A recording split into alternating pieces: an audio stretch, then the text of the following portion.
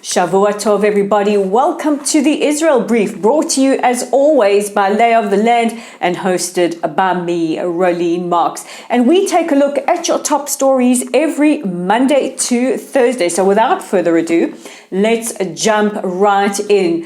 And over the last couple of weeks, we have been speaking a lot about the proposed judicial overhaul.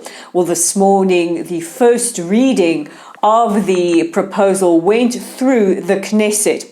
Now, at least 80,000 people are protesting in Jerusalem at the moment outside of the Knesset, and tens of thousands across different cities around the country. I was in Jerusalem this morning, and believe me, it looked like a lot more than about 80,000. In fact, the traffic was backed up all the way from Jerusalem to where I am, exactly between Jerusalem and Tel Aviv, in the city of Modi'in. People waving flags, very, very peaceful. People of all ages, all walks of life, protesting outside the Knesset against these proposed overhauls.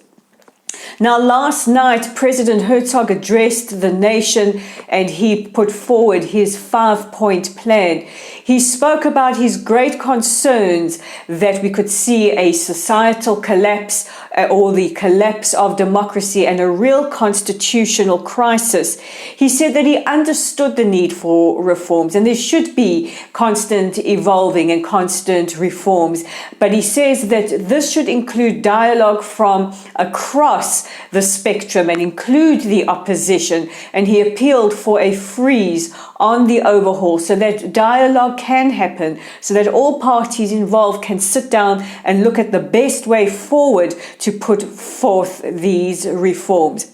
So while today the first reading has passed, let's see what happens as we progress. We've heard from all sectors of society. We've even heard from expat Israelis and economists from universities across the United States, legal minds across the world, who have all opined on just how damaging these sweeping overhauls can be without a broad-based consensus. And as always, we will bring you those updates right here on the Israel Brief. We have also been following with tremendous pride Israel's participation, or Israel's Operation Olive Branch. That is Israel's participation in rescue and search efforts and recovery efforts in the aftermath of the horrific earthquake that struck Turkey and Syria last week. Well, the official death toll is now over 33,000, and many rescue teams are starting to return home. The IDF have said in the next couple of days they will start to wrap up their rescue efforts, but will keep their field hospital, which so far is the only field hospital operational. So let's take a look at some of those numbers. 33,000 reported dead. The IDF have managed to rescue at least 19 civilians still alive. Apparently, this is the highest number of people rescued by a single team during the search and rescue operations. At least 300 people have been treated by the IDF's field hospital, which is also being manned by many medical professionals from around the country, including Sheba Medical Center, Hadassah Hospital, Magen David Adom, Zaka, and various others. Yesterday, news broke that United Hatzalah, or Ichud Hatzalah as we call them in Hebrew, that were based very close to the border with Syria, had to return home out of fears for their safety. Now, I just want to stress that they're not the only team who there were safety fears about. However, we don't know if any other teams have returned home from that area, but we do know that the 25 volunteers from United Hatzalah have returned home to Israel. We are extremely, extremely proud of Israel's efforts. They don't do it for any other reason than just to save lives. And I know many of you out there have been watching and saying, has Israel gotten the coverage that it deserves? And again, while I stress that Israel does this to save lives, we don't do it for media coverage. There has been coverage in the United States on NBC. There's been coverage on Turkish television, on TRT, which is traditionally very hostile towards Israel. But on this occasion, so grateful. BBC Morning, Sky News, and various others across the world have focused a lot of attention on Israel's extraordinary effort because we are the leaders in this field and because of our unique methods that we deploy in helping to either recover bodies or rescue people alive. Meanwhile, Israel will continue with humanitarian aid. We have sent food, blankets, clothing, water purifiers, medical supplies to Turkey to help in the aftermath. Over the weekend, one rocket was fired and intercepted by the Iron Dome system over the south of Israel.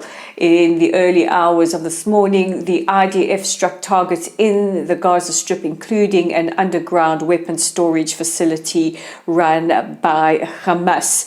There were reports of some of the cars in the town of Sderot being damaged by some of the shrapnel from the rocket, or it could be from the intercept. 3 people were murdered on Friday afternoon when a Palestinian terrorist rammed his car into a bus stop that was filled with people. The terrorist, who was eliminated, apparently sat and waited for the bus stop to fill up with people before plowing his car into them, killing 3, an 8-year-old boy and his 6-year-old brother, as well as a 20-year-old man. The father of the 2 boys is in critical condition in hospital and doesn't know that his 2 sons have been killed, and several others were injured. Last week, we brought you the story that South African Rugby Union had disinvited the Tel Aviv Heat, a local-based rugby team, from a tournament due to take place in South Africa next month, and that it was in direct contravention of the World Rugby Union rules.